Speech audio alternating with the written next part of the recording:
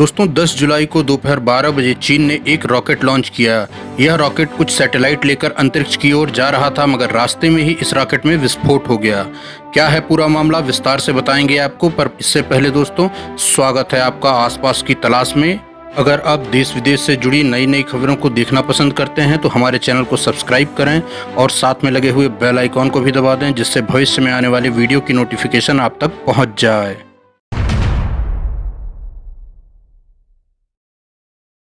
दोस्तों चीन पिछले 3 दशकों में हर क्षेत्र में दुनिया के हर देश को पीछे छोड़ते हुए आगे बढ़ा। हर क्षेत्र में उसने अपनी कामयाबियों के झंडे गाड़े। सुई से लेकर बड़ी बड़ी मशीनों तक आज चीन में सब कुछ बनता है। हमें अच्छा लगे या न लगे, पर आज चीन भारत से लगभग हर क्षेत्र में आगे निकल चुका है। पर एक क्षेत्र है जहां आज भी चीन भारत से पीछे है, और वो क्षेत्र है अंतरिक्ष का।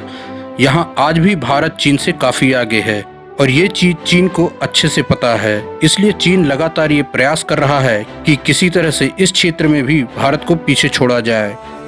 दोस्तों सैटेलाइट लॉन्चिंग का मार्केट बहुत बड़ा मार्केट है, और धीरे धीरे ये काफी तेजी से बढ़ भी रहा है, क्योंकि सारी दुनिया आज डिजिटलाइजेशन की ओर बढ़ रही है, और बिना सैटेलाइट के डिजिटलाइजेशन संभव नहीं है। इसलिए ये इंडस्ट्री आज बहुत तेजी से आगे बढ़ रही है और सबको इसमें फायदा नजर आ रहा है। दोस्तों एक अनुमान के मुताबिक ग्लोबल स्पेस लॉन्चिंग सर्विस का मार्केट लगभग 350 बिलियन डॉलर का है, और ये हर साल 13 से लेकर 15% प्रतिवर्ष की दर से आगे बढ़ रहा है।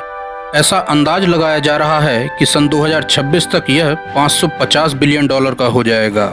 इसलिए चीन इस क्षेत्र में तेजी से आगे बढ़ने का प्रयास कर रहा है। दोस्तों इसी चीज को ध्यान में रखते हुए चाइना ने 10 जुलाई शुक्रवार को ठोस ईंधन से चलने वाले सैटेलाइट लॉन्च व्हीकल कुआझाओ 11 को लॉन्च किया।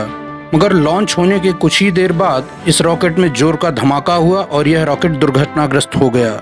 यह रॉकेट ठोस ईंधन से चलने वाला चीन का सबसे बड़ा रॉकेट था। इसे चीन के पश्चिमोत्तर चीन में स्थित जिकुकुआन सैटेलाइट लॉन्च साइट से छोड़ा गया था। चीन के अनुसार यह रॉकेट करीब 70 टन पेलोड ले जाने में सक्षम था। ऐसा बताया जा रहा है कि यह रॉकेट अपने साथ 2 सैटेलाइट भी ले जा रहा था। दोस्तों यह रॉकेट सैटेलाइट को लो अर्थ ऑर्बिट और सन सिंक्रोनस ऑर्बिट में स्थापित करने के लिए बनाया गया था। दोस्तों यह 1 टन तक का वजन लेकर सन सिंक्रोनस ऑर्बिट में 700 किलोमीटर की ऊंचाई तक जा सकता है। यह rocket X Space Technology Corporation के द्वारा बनाया गया था, जो कि चीन की ही China Aerospace Science and Industry Corporation की एक सब्सिडरी कंपनी है। दोस्तों इस रॉकेट को डोंगफेंग 21 मिसाइल प्लेटफॉर्म पर बनाया गया है। यह एक मीडियम रेंज की बैलिस्टिक मिसाइल है।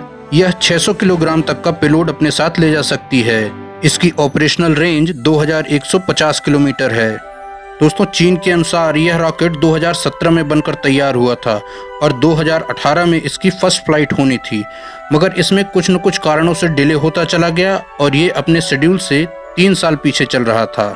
दोस्तों चीन ने कम पैसे में अंतरिक्ष में सैटेलाइट भेजने के लिए इस रॉकेट का निर्माण किया था, जिससे सैटेलाइट लॉन्च इंडस्ट्री का एक बड़ा हिस्सा कैप्चर किया जा सके।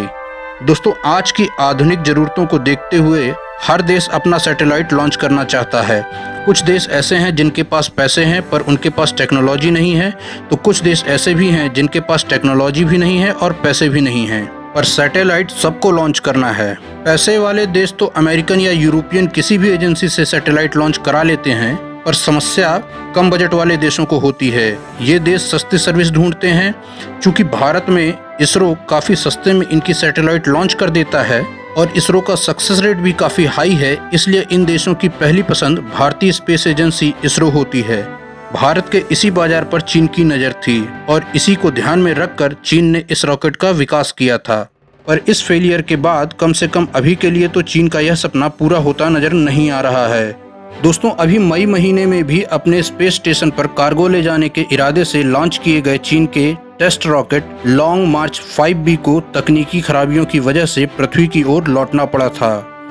उस समय एक बहुत बड़ा हादसा होते होते बचा था, क्योंकि उस समय पृथ्वी पर इस रॉकेट का एक बड़ा हिस्सा अनियंत्रित होकर गिरने लगा था।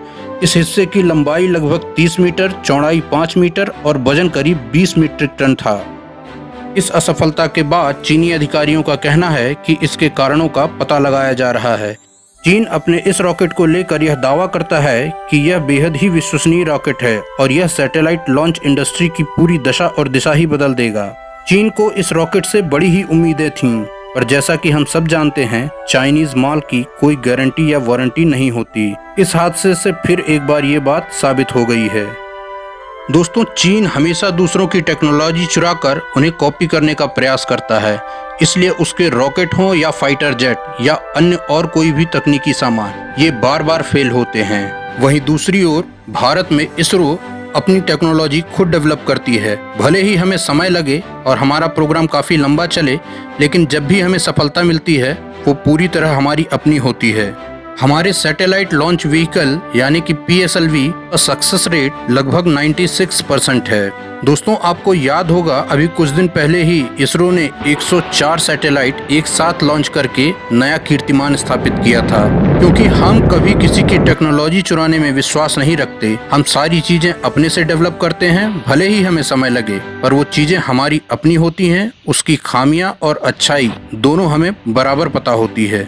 उन खामियों को हम समय समय पर ठीक करते रहते हैं और अपनी तकनीक को बेहतर करते चले जाते हैं। इसलिए दोस्तों, हमारे हिसाब से तो चीन को अभी भारत के इसरो की बराबरी करने में बहुत समय लगेगा। इस विषय पर आपकी क्या राय है, कमेंट के माध्यम से जरूर बताइएगा। अगर वीडियो अच्छा लगा हो तो इसे लाइक करें, अपने दोस्तों के साथ शेयर करें, और अगर अब तक चैनल सब्सक्राइब नहीं किया है तो उसे भी कर लें। अगर आप यह वीडियो फेसबुक पर देख रहे हैं तो हमारे पेज को लाइक करें, अगर इंस्टाग्राम पर देख रहे हैं तो हमें फॉलो करें, और करते रहें हमारे साथ आस पास की तलाश।